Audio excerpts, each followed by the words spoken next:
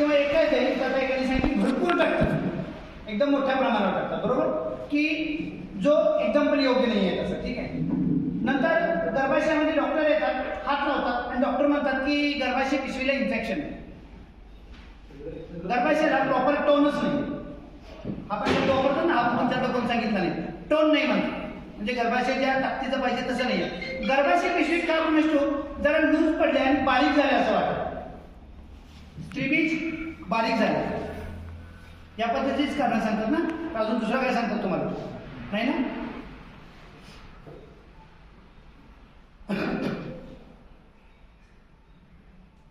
काही जनावरांमध्ये इन्फर्टिलिटीमध्ये जन्मजात सुद्धा दोष असतो, जो मूळचाच असतो, तो जो तुम्ही कव्हरच करू शकत नाही. जसं शक्यतो जन्मजात दोषाबद्दल बोलायचं तर ज्यावेळी मेल आणि फिमेल, म्हणजे तो चॅप्टरचं क्लिअर करतो, तो परत त्याच्या कामाने का त्या हजारात एखादा असतं. मेल आणि फिमेल ज्यावेळी जुळं एका वेळी जन्माला येतं, एकाच वेळी 2 पिलं पडली तुम्हाला, त्यातलं जे फिमेल असतं शक्यतो ते ओव्ह्युलेशन करत नाही, ते कायमचं तसंच राहतं, बाकडच राहतं. असे काही जन्मजात दोष असतात त्याच्यामध्ये. काही ना गर्भाशय पिशवीच साईज बारीक असते, जी मोठी होऊ शकत नाही किती प्रयत्न केले तरी सुद्धा. हार्मोनल इम्बॅलन्स हा एक सुद्धा त्याचा मोठा भाग आहे. सिमेंटची क्वालिटीबद्दल पण यांनी बोलले की सिमेंटची क्वालिटी प्रॉपर नाही आहे, जे भरवायला लागले ते भरवण्याची पद्धत प्रॉपर नाही आहे, ड्रॉईंग करण्याची पद्धत प्रॉपर नाही आहे, किंवा सोडायला येण्याची जी वेळ आहे ती वेळ प्रॉपर नाही आहे त्या डॉक्टर लोकांची. सकाळी सांगितलं की संध्याकाळी जर ते चुकून बायकोला घेऊन गावाला गेले असतील तर ते सांगतात की आज उद्या बरोबर ते चालते म्हणते, उद्या भरवले जाते, असे काही प्रकार असतात त्यामध्ये, ठीक आहे. नंतर मॅनेजमेंटचा पण काही प्रॉब्लेम असतो की आपल्याला बघायला किंवा लिहून ठेवायला आपल्याला वेळच नसतो थोडा, कारण आपण मालक झालेला असतो. समजून जरा आज एखादी म्हैस 2 तारीख आहे आणि आज माझ्यावर आलेली आहे, तर ती पण 21व्या दिवशी माझ्यावर आली पाहिजे का नाही आली पाहिजे? आली पाहिजे ना. मग 21व्या दिवसाला आपण कुठे डायरीमध्ये लिहून ठेवलंय की ही म्हैस माझ्यावर आहे, 53 नंबरची म्हैस 21 दिवसांना म्हणजे 23 तारखेला माझ्यावर येणार, किंवा मोबाईलला जसं सकाळचा अलाराम असतो तुमचा 4चा 5चा, तसा अलाराम लावलाय का तुम्ही 54 नंबर हिटवर येणार आहे म्हणून? नाही. हा पण मॅनेजमेंटचा अभाव आपण म्हणू शकतो. संध्याकाळी आपण दूध घालायला जातो आणि तिकडेच कुठतरी जातो, गप्पा गोष्टी करतो काहीतरी, आणि येऊन रात्री झोपतो मस्तपैकी. रात्री झोपण्या अगोदर कधी आपण मशीनच्या मागे फिरलो का? नाही, कारण मास त्याच वेळी येतो रात्रीच्या वेळेला आपण फिरत नाही. हा मॅनेजमेंटचा अभाव देखील आपण म्हणू शकतो. ओके. ब्रुसेलोसिस सारखा आजार आहे, त्या आजारामुळे पण इन्फर्टिलिटी मोठ्या प्रमाणात दिसून येते. नंतर एम्ब्रियो डेथ म्हणून एक प्रकार आहे, गाभण राहते ती, पण 16-17 दिवसानंतर त्याचा गर्भ परत डेथ होतो आणि परत 21व्या दिवशी ॲज इट इज माझावर येतो. अशी देखील बरीच कारणं आहेत. ह्या कारणांमध्ये आता तुम्ही कारणं जाणून घेतली, बरोबर, अंदाजे 18-20 कारणं तुम्हाला मिळाली की या सगळ्या कारणांमुळं इन्फर्टिलिटी आपल्या काही मशीनमध्ये होते. ओके. आता ह्या कारणातल्या काही कारणांना, जसं 1-2 कारणांना मी उत्तरं दिली, तशी तुम्हाला काय आता आठवलं का? म्हणजे प्रत्येकाची आपला व्यवसाय म्हटल्यावर आपल्याला कळत असतं काही ना काही, उपजत असतं आपल्याला की माझ्या मला असं वाटत हे असं झालं असं झालं असेल बहुतेक, मन म्हणत असतंच होतं.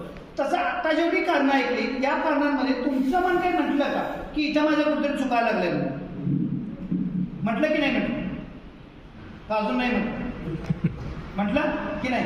बोलायला काय अडचण, बोला तुम्ही. म्हटलं की नाही म्हटलं?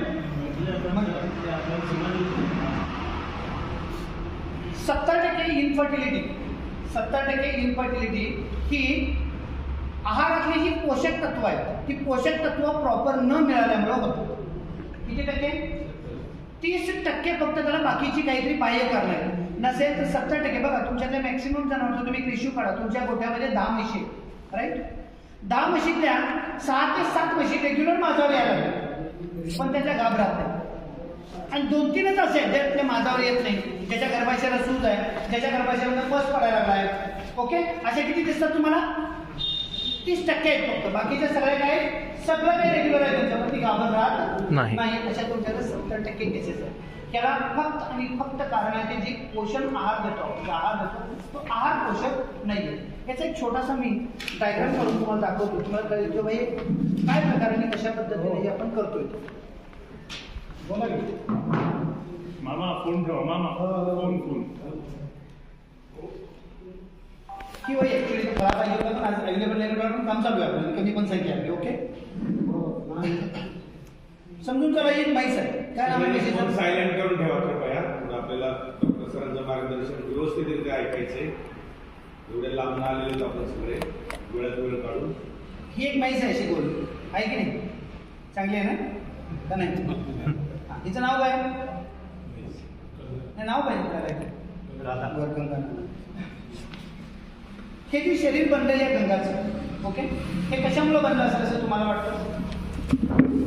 काही त्याचे शरीरात असेल ना, calcium, phosphorus, iron, iodine, copper, cobalt, zinc, magnesium, manganese, selenium, carbohydrate, fat, मॅग्ने असेल ना, आहे की नाही? आहे तसंच बनलंय ते.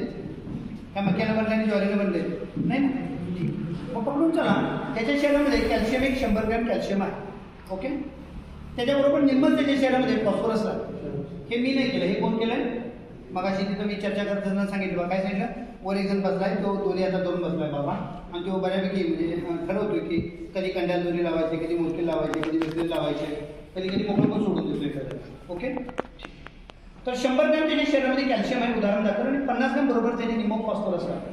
त्याच्या शरीरामध्ये आयर्न आहे, आयोडीन आहे, कॉपर आहे, कोबाल्ट आहे, झिंक आहे, मॅग्नेशियम आहे, मॅंगनीज आहे, सेलेनियम आहे, कार्बोहायड्रेट आहे, फॅट आहे, कॅलरीज आहे. हे सगळं आपल्या पद्धतीनं ते त्याच्या शरीरामध्ये, हे कशावर डिपेंड आहे, ते किती आहे ते त्या जनावराच्या बॉडी वेट प्रमाणे, त्याचं वजन किती आहे त्याच्यावर डिपेंड असणार की त्याच्या शरीरामध्ये कॅल्शियम किती आहे, ओके, ठीक आहे.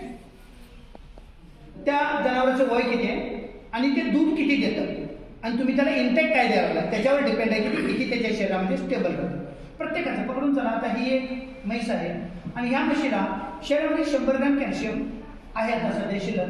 आपण दूध दररोज 10 लिटर काढायला, दररोज 10 लिटर दुधातनं 10 ग्रॅम कॅल्शियम बाहेर यायला. किती ग्रॅम? 10 ग्रॅम कॅल्शियम बाहेर यायला. आणि वरतून देत असताना मी जो मक्का झालो, मी जो ज्वारी झालो, मी जो कडबा झालो, मी जो हरभरा झालो, त्याच्यात फक्त 7च ग्रॅम चाललंय. म्हणजे दररोज किती ग्रॅमचा लॉस पडायला लागला? 3 ग्रॅमचा लॉस पडायला. असं मी किती दिवस सर्व्हाइव्ह करेन? कधी कधी पार ती बोन मॅरो जे आहे त्या बोन मॅरोला देखील कॅल्शियम ढकलते आपल्या रक्तामध्ये, ते पाठवते, पण ते पाठवून देखील तुमच्या लक्षात येत नाही. आणि ज्यावेळी ते लक्षात येत नाही त्यावेळी ती खाली बसते खाली का नाही बसते खाली. अंगाला हात लावल्यावर अंगाला लागायला चालू होतो. तुम्ही म्हणताय म्हैस तर चांगली आहे, ताप नाही काय नाही, खाली का बसली? मग डॉक्टरला बोलवतो, डॉक्टर येतो मागे, थर्मामीटर लावतोय, थर्मामीटर लावलं बोलला की तो म्हणतोय की ह्याला कॅल्शियमची कमी आहे म्हणतोय. असं सांगतोय ना कपाळा राट्यानं का प्रसन्न म्हणून सांगतोय डॉक्टर? हा हा हा कॅल्शियम कमी झालं बघा तुमचं, असंच सांगतोय नाही ना?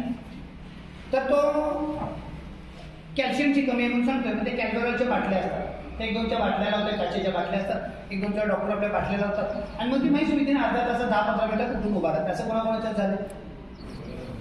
सगळ्यांच्याच झालं असं माझ्या, कारण हे दररोज मी कायमची जरा रिस्पॉन्स कमी येते तिकडनं बोलत असताना. रिस्पॉन्स म्हणजे छान वाटतं अजून पण आपण कमी लोक आहेत. मी एकटा बडबडायला असेल पण हॉल भरला पाहिजे, मग मी एकटा बडबडतो, तुमची गरज लागली नसती ना. लक्षात आलं? असं झालंय प्रत्येकांच्या. मग याच्यात तुम्ही काय शिकला की दररोजचं मी माझा जो वैरण द्यालोय, दररोजचा जो काही मी भरडा द्यालोय, दररोजचं मी काय सुकी वैरण द्यालोय, यातनं कुठेतरी मी कॅल्शियम कमी द्यालोय. की ट्यूब आपली पेटायला त्यावेळी पाहिजे होती, ती ट्यूब आपली पेटली नाही, म्हणून ती केस आणि आपल्यात रिपीट झाली. त्यावेळी ती ट्यूब पेटली असती तर पण कॅल्शियम रिपीट झाली नसती. मग काही दिवस जातात, 1 महिना 2 महिना जातात, एखादी व्यालेली म्हैस असते आपल्याकडं 5-6 महिने व्यालेले आहे, अचानक लाल लघवी करायला चालू. मग डॉक्टर येतो आणि आपलं थर्मामीटर फिक्स आहेच, मागं लावतोयच, बाकी सगळं चेक करतोय. मग त्याला फॉस्फरस कमी झालं म्हणतोय, म्हणून शरीराच्या लाल लघवीचा. मग काय करतोय?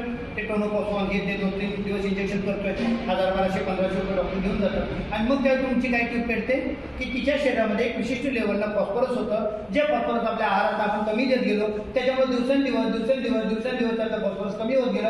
आणि आत्ता ती लक्षण दाखवलेल्या कशाची? फॉस्फरस कमीची. लक्षात येते मला काय समजवायचं आहे तुम्हाला? लक्षात येते की नाही?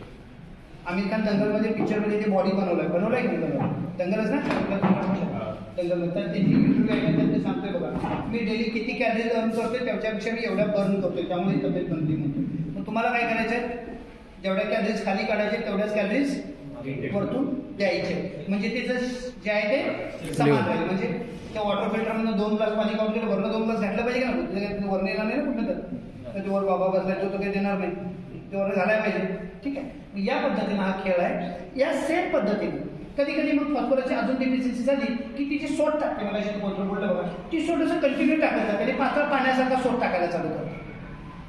मग डॉक्टर येतात परत आणि 2-3 वेळा ट्रीटमेंट करतात, वरतून काहीतरी तुम्हाला औषध उपचार सांगतात. मग ते औषध उपचार सांगितले की त्यात तुमचे 1000-1200-1500 रुपये खर्च होतात. आणि मग तुम्ही अक्कल शिकताय, रुटीनवर येत आहे, ते पण शहाणा असेल तर. अदरवाईज काय गेले माझ्या मागल्या अनेक 2 महिन्याने अनेकदा बरोबरच कमी होते आणि येत्या डॉक्टर आणि परत आपलं तेच. कधी कधी एखाद्या मशीनच्या अंगावर चट्टे पडायला सुरुवात होतात, पोरसारखे पांढऱ्या पडतात कोणाच्या एका दुसऱ्या.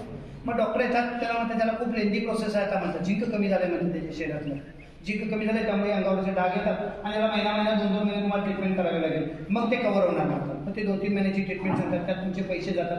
शरीराला जर अगोदरच आपण झिंक प्रॉपरली दिलं असतो तर आपल्याला ही वेळ आली असती का? आज एखादी गाय एखादी म्हैस माझावर यायला काही मल्टी मिनरल्स काम करतात, जे मायक्रो मिनरल्स म्हणतात, copper, cobalt, zinc, iodine, ferrous, folic असे कंटेन्ट्स काम करतात. हे कंटेंट दररोज न गेल्यामुळे एखादी म्हैस पिते पण ती माझावरच येते. 1 महिना झाला, 2 महिने झाला, 3 महिने झाले, 4 महिने झाले, 5 महिने झाले, 6 महिने झाले, तरी सुद्धा माझावर येत नाही. माझावर यायच्या कोकूसारख्या गोळ्या म्हणजे ज्याच्यामध्ये कॉपर, कोबाल्ट आहे, तुम्ही कोको गोळ्या वगैरे घ्यायला असतील, दादा गोळ्या घालायला सांगतात डॉक्टर लोक, किंवा इस्ट्रोना गोळ्या किंवा बायोफ्लेक्स गोळ्या, तशा गोळ्या आहेत त्या. ज्या गोळ्यामध्ये बघायचं तुम्ही कधीतरी तो कागद वाचून बघायचं, जे सेम हेच कंटेंट्स आहे जे मी तोंडानं म्हणायला लागलो. ओके, ते घालून सुद्धा ती माझावर येत नाही. म्हणजे काय मी मगाशी कसं म्हटलो, एवढं काढलं की वरतून गोळ्या घालून सुद्धा ती परत माझावर येणं अजून झालं. मग बऱ्याच दिवस गोळ्या घातल्यानंतर मग ती कधीतरी एकदा माझावर येते, म्हणजे तो पोटात फुलफिल होतो. कधी कधी असं पण होतंय बघा, वेळ्या सुरुवातीला भरपूर मोठ्या प्रमाणात दूध चालू असतं. म्हणजे तुमच्या म्हशीची एका 14 लिटरची कॅपॅसिटी दूध देण्याची, ती वेळ्या पहिल्या 2.5 महिने 3 महिने 14 लिटर फुल लेवलला पिळत असते, बरोबर. ते 14 लिटर ती पिळत असताना ती माझ्यावरच येते. का माझ्यावर येत नाही? 14 लिटर मानानं जेवढं खाली यायला लागलंय तेवढं वर्ण दिना झालं. मग जसं त्याचं दूध कमी होत 3, 3.5, 4 लिटर सकाळी, 3, 3.5, 4 लिटर संध्याकाळवर येतं. त्यावेळी हळूच बाया एकदा माझ्यावर येतं. का? त्यावेळी खाणं काढायचं कमी झालं, वर्ण काढायचं जातं. वर्ण का घालायला लागलाय भाऊ आपला? का घालायला? दूध कमी झालं म्हणून, माझ्यावर येण्यासाठी नाही. त्यावेळी कुठं त्याचा समतोल काढतं ते शरीर आणि मग ते माल दाखवतं. मग माझावर ती पण घाण जास्त टाकत नाही. घाण कोण टाकतंय? व्हिटॅमिन ई आणि सेलिनियम घाण टाकते. व्हिटॅमिन ई आणि सेलिनियम घाण. सेलिनियमच्या शरीराला कमी असेल तर ती घाण टाकणारच नाही जास्त. ईची कमी असेल तरी सुद्धा ती घाण टाकणार नाही जास्त. तर या पद्धतीनं तुमच्या जे काही घडतं इन्फर्टिलिटीमध्ये, किंवा अजून एक छोटंसं उदाहरण देतो. घरामध्ये तुमच्या भावाची 2-4 मुलं असतात. मग तो गाडीगारवाला आईस्क्रीमवाला येतो, टान वाजवतो, येते का नाही? आता बंद झालं आईस्क्रीमवाला यायचं, येत आहे आला तर बरोबर पाठवून जातो. तर ते टन वाजल्यावर ते जात आहे, ती सगळी मुलं एक ती गाडीगार घेऊन येतात. 2 रुपयाचं, 3 रुपयाचं, 5 रुपयाचं. ओके, ते घेऊन आल्यानंतर सगळी मुलं ओके आहेत, पण त्यात एका मुलाला सर्दी होती. मग आपण संध्याकाळी बैठकीला बसल्यावर संध्याकाळी काय म्हणतो घरात जेवणाला बसल्यावर, की गाडीगार मुलाला सर्दी झाली. मग गाडीगार बाकीच्या ठिकाणी पण खाल्लं होतं का नाही खाल्लं होतं? ह्यालाच का सर्दी झालं? राईट. सेम गोट्यात उदाहरण आहे.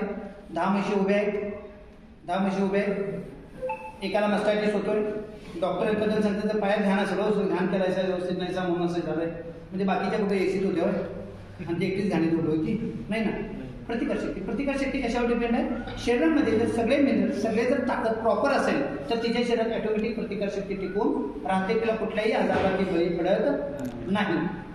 सांगण्यामागचा उद्देश 70% इन्फर्टिलिटी जी आहे ती आपण वरतून काय घालतोय ते खालून काय काढतोय, ह्या सगळ्यांचा मध्य साधणं म्हणजे इन्फर्टिलिटीला तोड. लक्षात येते? त्यासाठी पर्याय काय? चांगल्या क्वालिटीची वैरण घालणं. ह्याला उत्तर पण देतोय. चांगल्या क्वालिटीची वैरण घालणं. ज्या शेतामध्ये ही वैरण पिकवायला लागलाय त्या शेतामध्ये शक्यतो तुमच्याच गाय म्हशींचे जे काही मूत्र आहे, शेण आहे, हे टाकून शक्यतो ती शेती पिकवा. पण आजकाल काय झालं, शेतामध्ये देखील बघा जी शेती आपण घालायला लागला तर बघा, एक तुम्ही नेपियर लावलंय, एक तुम्ही बुलेट लावलंय, जे लावलंय त्याच्यामध्ये कॅल्शियम फॉस्फरस कुठं नाही ना. त्याने बाबा बसलाय बघतो जमिनीतच येणार ना. मग ते जमिनीत यायला तर जमिनीत पाहिजे की नको? किती दिवस त्याला काढायला लागलाय की घालायला कुठं? तिथं आणि परत आणि तीच बोंब आली आणि एक म्हैसाची गोल काढतोय अप्पासू पाटील आणि त्याचा समतोल साधायला लावतो. ते म्हशीचं लेक्चर द्यायला आला तर लक्षात आलं की? म्हणजे काय, त्या शेताला आपल्याला शेणखत चांगलं घालून, आपलं मूत्र चांगलं घालून ती शेती आपल्याला चांगल्या पद्धतीने पिकवायची आहे, जेणेकरून त्याच्यामध्ये आपल्याला ते आलं पाहिजे आणि मग ते आपल्या गाई म्हशीला घातलं तर ते फुलफिल होऊ शकतं. ऑदरवाईज फुलफिल होऊ शकत नाही. हे तुमचा पहिला, हे तुम्ही करू शकता. हे तुम्ही म्हणजे मी येऊन वगैरे करू शकत नाही. दुसरी गोष्ट, तुम्ही अजून एक गोष्ट यासाठी करू शकता आहार संतुलनासाठी, ती म्हणजे जो चारा करणार आहे त्याच्यामध्ये व्हरायटी चारा आपण काय करतोय, म्हशी करणार आहे, मग एक 20 म्हशी करायच्या, एक अर्धा एकर हत्ती गवत लावून टाकतोय बाबा. मग अर्धा एकर हत्ती गवत सकाळ दुपार संध्याकाळ हत्ती गवत घालायचं आहे, त्याच्यावर दूध काढायचं. आता मला सांगा तुमच्यातल्या किती लोकांना घरी गेल्यानंतर कंटिन्यू सकाळ संध्याकाळ असं एक अर्धा दिवस भाकरी दिली तर गप्प बसेल असं कोण आहे? दाता मारणार नाही असं कोण आहे काय? मी दात मारणार नाही, सकाळ संध्याकाळ 8 दिवस मला भाकरी दिली तर तुम्ही चुकून पण दात मारणार नाही असं कोण आहे? 2 दिवस कच्चून हे काय झालं? हे दररोज भाकरी तुझं काय नाही, दररोज आल्यास नाही तू हे चालू करताय की नाही चालू करतो? हे का करताय? बरं एकच भाजी तर दररोज गप खाताय नाही. आज तुम्हाला दोडका पाहिजे, उद्या तुम्हाला गवारी पाहिजे, परवा तुम्हाला वांगी पाहिजे, मग तुम्हाला उसळ पाहिजे घेऊस, मग शेंगदाणे चटणी केली नाहीस काय म्हणताय, शेंगदाणे का वाढली नाहीस म्हणताय, लोणचं काय दिलं नाही म्हणताय, 2 दिवस भाकरीच करायची, चपातीचे पीठ संपले काय म्हणताय नाही म्हणताय. आणि एवढं सगळं होऊन आणि परत एक दिवस धाब्यावर कुठतरी जायला लागतं. हे सगळं कशासाठी? पोषक तत्व मिळवायला चाललं. निसर्ग पण कसं आहे बघा, आता सध्या गाजर आहे, टोमॅटो आहे सध्या चालू, आणि आता 2 महिन्यापूर्वी रताळ चालू होतं. ते पोषक तत्व त्याच्या पद्धतीनं तो ज्या महिन्यात जे खायला पाहिजे तो तसं द्यायला लागलाय. मग तुम्ही त्या जनावराला तसं द्यायला नाही द्यालाय तुम्ही काय द्यायला? ऊसाचा ऊस घालायचा असेल तर काय करताय? वरचं वाडा त्याला घालताय, खालचा ऊस कारखान्याला त्याला. बरं आता ज्वारी देताय वरची का ना, तिथं काय करताय? वरची ज्वारी तुम्ही आणि खालचं धाट त्याला घालताय. म्हणजे ज्याच्यात काही पोषक तत्व नाही ती त्याला घालायचं आणि त्याच्याकडे जास्तीत जास्त दुधाची अपेक्षा करायचं. अर्धा लिटर जरी दूध कमी दिली तर देखील 2 काठीनं द्यायची. हा प्रकार वेगळा काय प्रकार? जेवढं काय ज्याच्यामध्ये पोषक मूल्य नाही आहे ते सगळं त्याला आणून घालायचं. पण घाला ते घाला, त्यातलं ॲटलिस्ट टेक्निकल तर समजून घ्या. जसं आता वेळ आली म्हणून अजून एक गोष्ट सांगतो, तो ऊसाचा वाडा सरांचा खूप विरोध आहे त्या ऊसाच्या वाड्याला. घाला पण म्हणतो मी, जर पर्याय नसेल तर मी पण घालतो, माझ्या पण काही यायचं ओके घालतोय मी, ठीक आहे घाला. पण कसं घाला? आता साताऱ्यासारख्या ठिकाणी किंवा सिटी लेवलला कुठं चुना मिळतो, चुन्याची खड्या मिळतात बरोबर, दगडं मिळतात चुन्याची. ती एक स्टीलची बादली करा, बाद झालेली स्टीलची बादली करा. त्या बादलीमध्ये एक खडा आणून 1-2 किलो टाका, त्याच्यावर पाणी टाका. वरची जी काही निवडी आहे ती निवडी आज वाड्याला मारायची आणि उद्या ते वाडं म्हशीला खाऊ घालायचं. आजच्या आज घातलं तर त्याच्यामध्ये मोठ्या प्रमाणात, ते सांगतात ते काही चुकीचं नाही आहे, मोठ्या प्रमाणात ऊसाच्या वाड्यामध्ये ऑक्झॅलिक ॲसिड आहे. जे ऑक्झॅलिक ॲसिड शरीरामध्ये गेल्यानंतर शरीराचं पोट भरतं, पण शरीरामधल्या कॅल्शियम आणि फॉस्फरसचं जे बॉन्डिंग आहे ते बॉन्डिंग तोडतं आणि शरीरातल्या कॅल्शियमला बाहेर जातं. पण त्याच्या पाठोपाठ ऑटोमॅटिक फॉस्फरस पण बाहेर जातं. लक्षात आलं? ऊसाचं वाडं घाला तुम्ही. आज जर तुम्हाला समजा 200 वाडं लागतं, आज तुम्हाला 200 वाडं म्हशीला चालेल. आज जे वाडं घेताय त्यांच्यावर चुन्याची निळी मारून टाकायचे, उद्या घाला, आणि उद्या घेतलेलं परवा दिवशी एवढं करा, एवढ्यावर ते काम होऊ शकतं. तुम्ही म्हणाल की आता आम्ही गव्हाचं तांड घालतो, सोयाबीनचा बुसकाड घालतो, हरभऱ्याचा बुसकाड घालतो, ओके, किंवा अजून तुरीचं घालतो, अशा वेगवेगळ्या पद्धतीचं जे मिळतं ते घालतो. पण त्याची ताकद कशी वाढवणार? जसं ऊसाचं मी सांगितलं तशी त्याची ताकद कशी वाढवणार? एक पंप 14 लिटरचा पाठीचा, त्या पंपामध्ये 1 किलो गूळ, 1 किलो मीठ आणि 50 ग्राम युरिया एवढं टाका. ते भरत असताना जेव्हा तुम्ही गोदात भरता ना किंवा कुठतरी नेऊन त्याला काहीतरी असं रचत असाल तुम्ही, ते रचत असताना ते स्प्रे करत रचा, स्प्रे करत रचा. म्हणजे यातनं 2 गोष्टी होतील. काय होतील? त्याची टेस्ट वाढेल आणि त्याची प्रोटीन लेवल वाढेल, ज्याच्यामुळे तुम्हाला त्याचा फायदा. घालत असताना प्लॉटिंग वेगवेगळ्या पद्धतीचे करा. आपला chemical urea, chemical protein level वाढते. कुठल्याही पशुखाद्य ठराविक आता भारतातलं एक काहीतरी पशुखाद्य आहे अमूल सारखं, जे सोडलं तर सगळ्यामध्ये युरिया आहेच. प्रोटीनसाठी ते सगळ्यात सोपं, स्वस्त आणि चांगला मार्ग आहे. पण ते 50 ग्राम 14 लिटरच्या टाकीला म्हणजे नगण्य येते, म्हणजे नसल्यासारखं आहे, त्यामुळे ते चालतं. ओके सर, गूळ, युरिया आणि मीठ 1 किलो, गूळ 1 किलो आणि युरिया 50 ग्राम. युरिया जास्त वापरू नका, ठीक आहे. ओके. दुसरे, वैरणी करत असताना अशा पद्धतीच्या वैरणी करा की ज्या वैरणी तुमच्या शेताला, तुमच्या स्वतःला आणि तुमच्या म्हशीला उपयोगाला येतो. त्याचं रॉ जे आहे, त्याचं जे पडणारं दुसरं भाग आहे, जसं आता शेंगाच्या वेली लावलो, शेंगा तुम्ही घाला, शेंगा काय म्हशीला घालणार जोरात म्हणा की नाही? वेली त्याला घालता आल्या, वेली वाळवलेल्या आणि शेंगा तुम्हाला खाता आल्या. अशा पद्धतीची पिकं घ्या जेणेकरून ते तुम्हाला कमी पैशामध्ये तुमचं वैरण उत्पादन बाहेर निघून जाईल. दुसरी गोष्ट, आजकाल गाव लेवलला अशी परिस्थिती झाली, पूर्वी प्रत्येकजण गाई म्हशी बाळगायचा. आता ते परवडत नाही. ते कोण वैरण आणणार, ते कोण दूध काढणार, ते येऊन डेअरीला कोण घालणार, लाता कोण खाणार. म्हणून तुमच्यासारखे ठराविकच काही आता लोक यात राहिलेले आहेत. बाकी सगळी लोक यातनं बाजूला चालले. त्यामुळे यांना एक पॉझिटिव्ह गोष्ट अशी आहे की तुम्हाला उद्या डिमांड येणार आहे. हे पॉझिटिव्ह गोष्ट. आणि अजून एक याची पॉझिटिव्ह गोष्ट अशी आहे, एक काळी गावामध्ये तुरीचं बुसकाट, उडदाचं बुसकाट, गव्हाचं बुसकाट हे भेटत नव्हतं. आता ते अक्षरशः शेतकरी दुसऱ्या दिवशी रोटर मारायला किंवा सऱ्या चोरायला जाळून टाकायला लागला. ते गोळा करा, त्याच्यामुळे तुमचं प्रोडक्शन कॉस्ट कमी यायला मदत होईल आणि वाढल्या वैरणीची तुम्हाला बरपेट. वैरण करत असताना वाळली वैरण, ओली वैरण हे दोन्ही पाहिजे. इनफर्टिलिटीला जास्तीत जास्त हिरवी वैरण जास्त काम करते, कारण व्हिटॅमिन ए जास्त, सेलिनियम जास्त, त्यामुळं ते जास्त काम करते. म्हणून हिरवी वैरण कंपल्सरी तुम्हाला घालावीच लागणार. त्याच्याबरोबर तुम्ही वाळली वैरण देऊ शकता 7-8 किलो.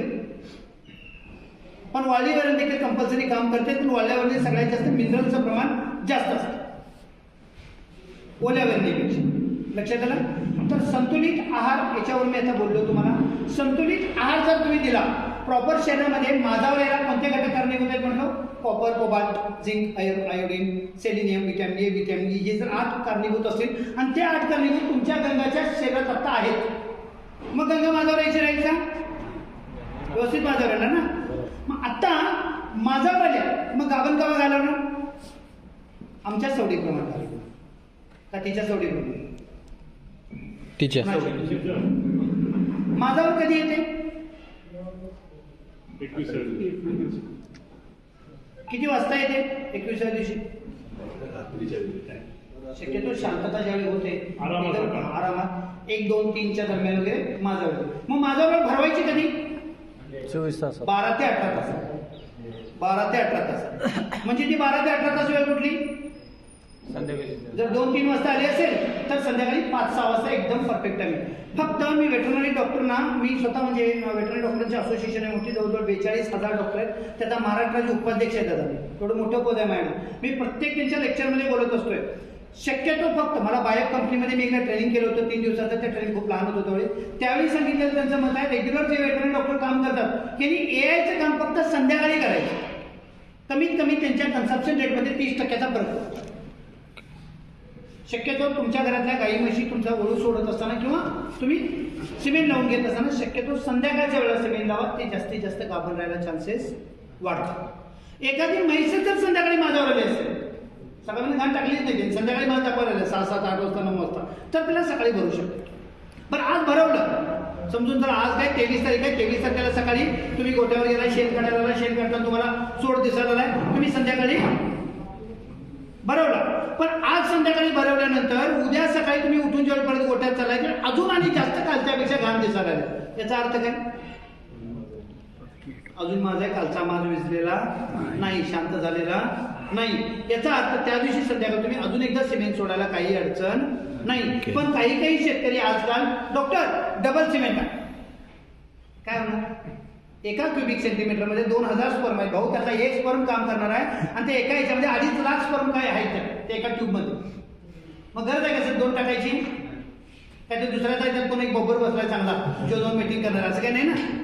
मग तर दुसऱ्या दिवशी संध्याकाळी, जर ते पण दुसऱ्या दिवशी सोट अगोदरच्या दिवसापेक्षा जास्त टाकला तरच, अदरवाईज नाही. थोडा टाकला तरी सुद्धा सिमेंट करायचं नाही, थोडा हे पडणारच त्याचं. सोडचा प्रकार कसा पाहिजे आपल्याला? पूर्ण स्वच्छ काचेसारखा आणि शक्यतो ओव्हिलेशन, ऍक्च्युली ते म्हणतात बघा डॉक्टर, स्त्रीबीज फुटलं नाही अजून, ओव्हिलेशन व्हायला पाहिजे. त्याचा खरा वेळ सांगतो तुम्हाला गावठी भाषेत. ज्यावेळी ते तार धरते, पूर्ण अशी तार धरते, उभा राहिले स्टँडिंग तार म्हणतात त्याला, स्टँडिंग तार धरते, उभा राहिलेल्या ठिकाणापासून खालीपर्यंत पूर्ण असं लोंकळत चालणार, ती काचेसारखा स्वच्छ आहे, 100% त्यावेळी ओव्हिलेशन व्हायला. हे लिहून ठेवा कुठल्याही पुस्तकामध्ये. त्यावेळी ओव्हिलेशन व्हायला त्यावेळी सोडा तुम्ही सिमेंट. 1 नंबर कार्यक्रम रात्री ती गाभण. ओके, सोडायच्या अगोदर शक्यतो जसं तुम्ही एखाद्या गाईला म्हशीला कॅल्शियम देणार आहे म्हणून समजून त्याला कॅल्शियम घालणार आहे म्हणून तुम्ही, आणि कॅल्शियम घालणार आहे म्हटल्यावर तुम्हाला कॅल्शियमच्या अगोदर काही मशागत करायला लागते म्हशीची का नाही करायला लागत ना. पण युरिया DAP टाकायचं असेल तर शेतात मग पहिला काय करायला लागते? खुरपणी. करून जे काही घाण आहे ते सगळी काढून घ्यायची आणि मग DAP. का बरं? तो पिकाला प्रॉपर मान पडायसाठी. टाकायला नाही, ते दुसरं पण काही खाऊन जायला नको, होतो वेस्ट जायला नको. सेम तसं इन्फर्टिलिटीच्या केसमध्ये तुम्ही कधी जनताचं औषध द्यायचं. जनताचं औषध देऊन जर इन्फर्टिलिटी केसला हात लावला तर ती केस खूप लवकर सॉल्व्ह होते. तुम्ही जे काही वर्ण देणार नव्हतं ना, गोळ्या बिळ्या काय माझ्यावर येण्यासाठी, ते सगळं ते खुराक ते हात बसून जनता पण खाते आणि त्या म्हशीपर्यंत ते जाऊ देत नाही प्रॉपर. त्यामुळे तुम्ही काय करा, एक जनताचं औषध देऊन त्याला कधी लाईनवर आणायचं, म्हणजे ते बरं.